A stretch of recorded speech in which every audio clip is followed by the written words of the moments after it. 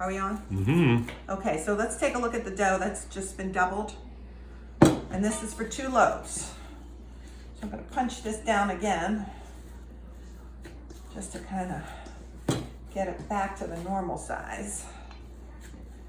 And then we'll show everybody how to make a braid.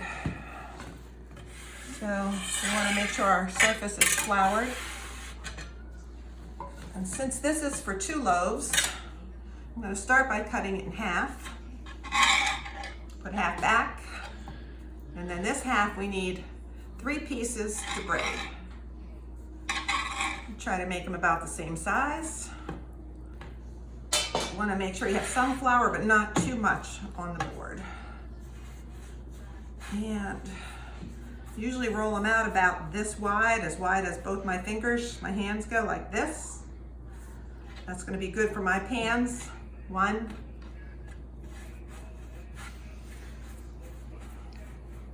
2, and the 3rd one.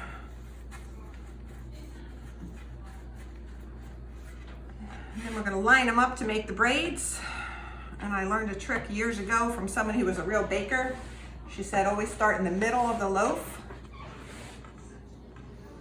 braid to one end, and then the other. Because that way you don't end up with one real skinny part of the loaf and a real fat part of the loaf in the end. So what Nanny used to always do after she braided was she always rolled the loaf and you put the tuck side down. So I'm gonna get my cookie sheet out. Whoa. Same as Nanny used to use. And we'll spray this with some baking spray.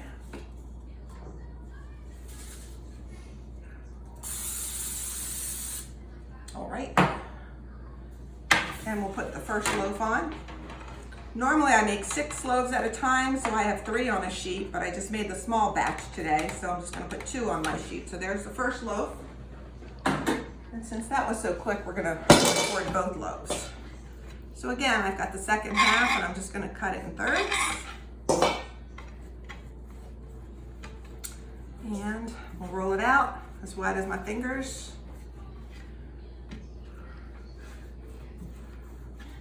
You don't want them to be super skinny. You want to have some bulk to your braid so that your loaf has a nice size to it.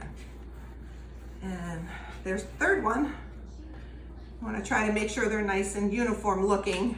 There's no big creases in them. And again, we'll start in the middle. Go to the one side, pinch the ends and put it under.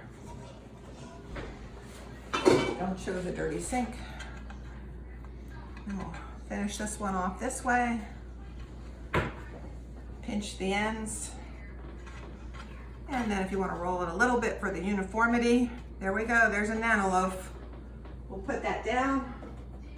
And then she always used to put a tea towel on top, just like this.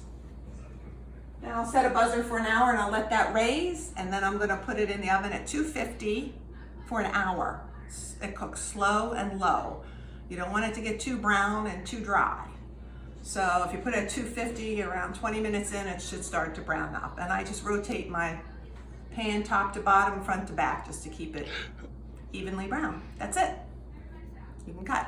Press the button.